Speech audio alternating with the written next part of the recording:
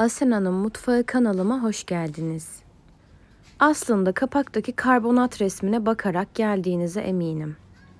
Karbonat ne alaka diye düşünüyor olabilirsiniz. Karbonat, fasulye, bezelye ve nohut için kullanıldığı zaman hem yumuşacık hem daha lezzetli hem de kabuğunun çıkmasına yardımcı oluyor.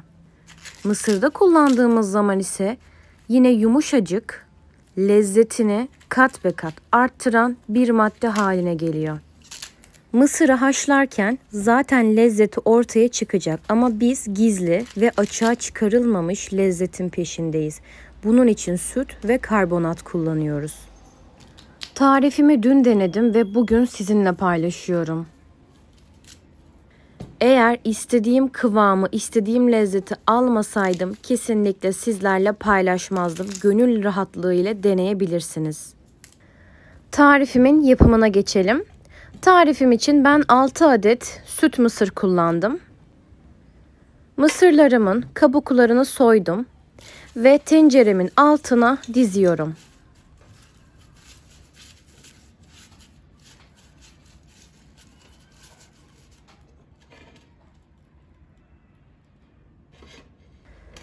Kabuklarını da dizdim. Artık mısırlarımı tencereme ekleme işlemine geçeceğim. Ama öncesinde mısırlarımı istediğim küçüklüğe getirmek istiyorum.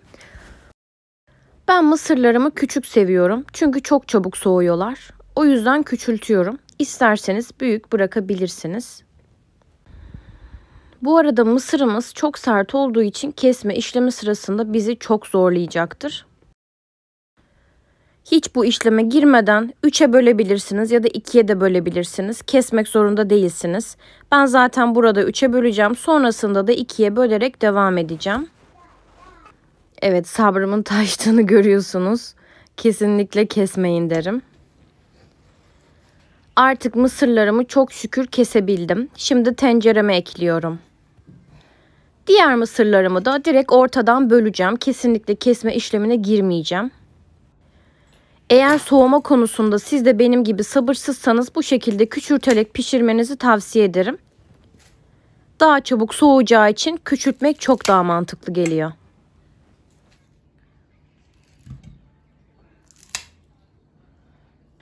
Bu arada kettle'ımıza suyu koymayı unutmayalım. Çünkü sıcak su ekleyeceğiz. Mısırlarımı artık istediğim küçüklüğe getirdim. Kaynar suyumu da mısırımın üzerine ekliyorum.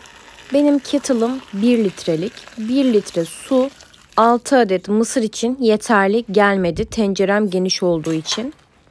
Tekrar 1 litre daha kettle'ıma su koydum ve o sırada da sütünü ekliyorum. 1 su bardağı kadar süt ekledim.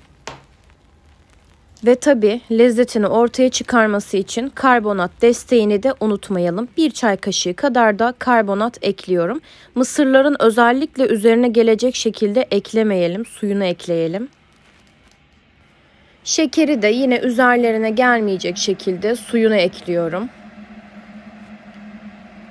Katacağım malzemeler sadece bu kadar. Kesinlikle tuz eklemeyelim. Büzüşürler. Başta söyleyeyim. Kalan 1 litrelik suyumu da içerisine ilave ettim. Kaynar suyumu bu arada. Ocağımın en büyük ve en yüksek ateşini kullanıyorum. Zaten içerisinde süt ve karbonat olduğu için çok çabuk pişeceklerdir.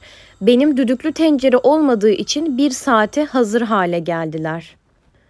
Tarifimi izlediğiniz için çok teşekkür ederim. Eğer ilk defa bu tarifle benimle karşılaşıyorsanız başka tariflerimin de var olduğunu belirtmek isterim. Kanalıma ücretsiz abone olarak, beğeni ve yorum bırakarak bana destek olabilirsiniz. Mısırlarım yemeğe hazır haldeler. Suyunun rengi sizi sakın yanıltmasın. Koçanının rengidir o. İçine verdiği lezzetin açığa çıkış rengidir. Umarım tarifimi beğenmişsinizdir.